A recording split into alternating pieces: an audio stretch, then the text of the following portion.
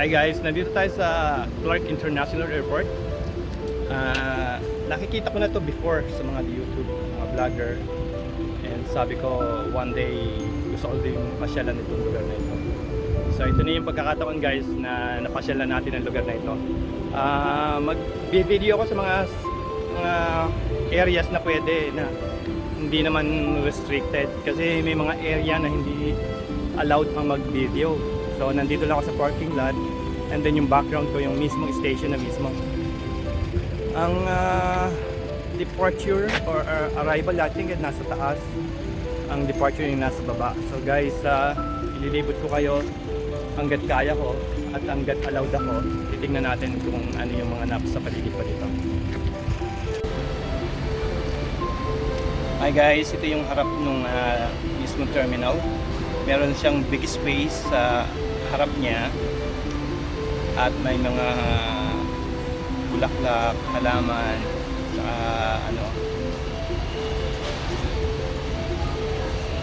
Bermuda grass in the gitna. Hindi lang siya green kasi nga dahil summer baka walang tubig dito.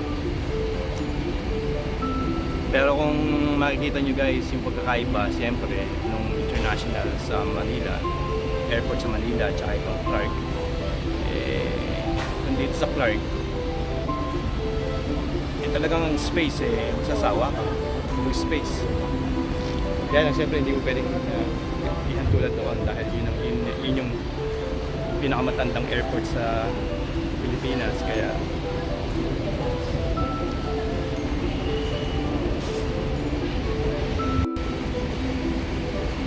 and guys, kung nakaharap kayo sa terminal mismo, sa kaliwa ay malaking parking space din. And then meron siyang ramp na pala exit to yung part na to. And then sa gawing kanan naman, ganun din, isang napakalaking parking lot din. At yung ramp na yon, aakyat kayo sa kabilang dulo niya. Doon sa dulo na yon, may walkway na, shed walkway sa gitna. Yeah, from there, on the other side, diretso kayo sa taas. Yun yung departure.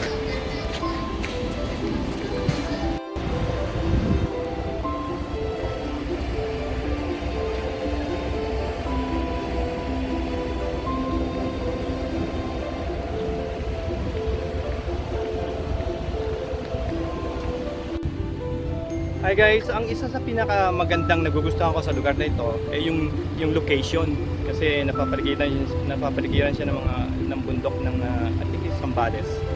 Kung ano man bundok kung nakakapaligid sa kanya. Yung talagang view, talagang view mo hindi natin maikakakailan na maganda talaga. Pero ngayong summer, parang hindi lang siya ganun ka-green, so walang masyadong pero sa tingin ko okay naman. At least may idea kayo kung nasaan ang lugar na ito. Ito ay nasa Clark International Airport or Clark Air Base or yung dating kampo ng military, US military. So ito yung tabuan, parking lot, and then the mini station or the main terminal. Tapos yung sa gilid naman is mga bus kung saan papunta kayo. May mga bus naman, may mga taxi. Marami pa rin siyang dinidevelop, hindi siya ganun kaganda sa lugar ko. Pero tingnan ko sa bandang taas later. So guys, ito yung arrival area, kaya marami ng tao naghihintay. Ito ang masakit ito guys. Sa labas din naghihintay yung mga tao, katulad ngayon, napakainit. Pwede naman, ewan ko kung bakit ganito ang airport sa atin. Pero sorry guys na i-compare ko sa ibang bansa. Pero yun nga, pero hindi dapat dito sa labas sila naghihintay. Kasi karamihan ng airport sa mga places na puntahan ko, sa loob naghihintay. Sa loob, tapos may waiting area talaga sa loob. At sa aircon kung mainit, kung malamig naman, ma-heater. Pero hindi ko mag-get. Kanina papasok kami sa loob para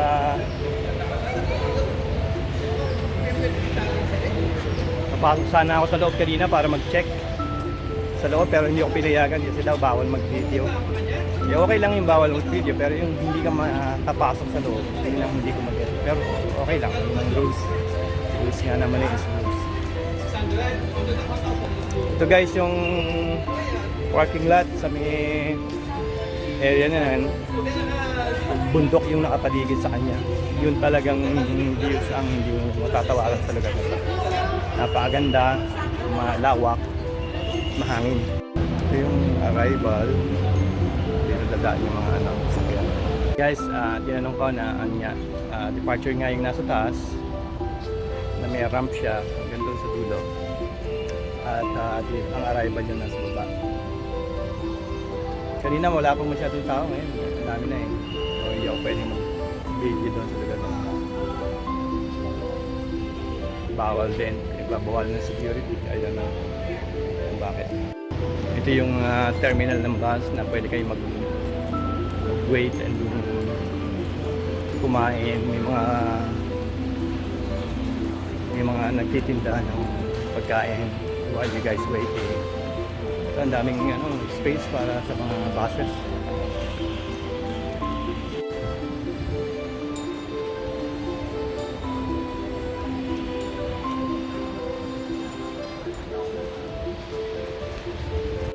Hi guys, nandito po tayo sa International Airport ng Clark International Airport. Nasa departure area po tayo. Gusto ko lang po talaga makita ito nung nasa abroad ako. And then sabi ko one day pagka uwi ko, ito yung isa sa bucket list ko na mapuntahan. At nag-suggest din na-suggest ko na rin yan before.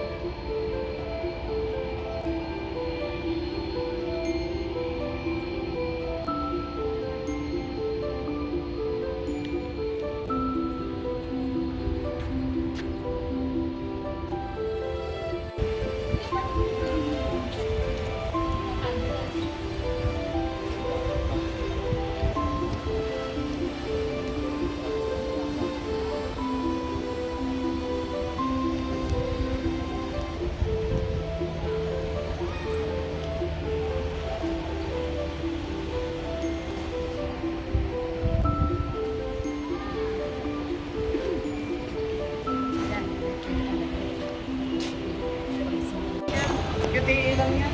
Yung Katiklan, yan yung mag-ron, yung Hong Kong QTE.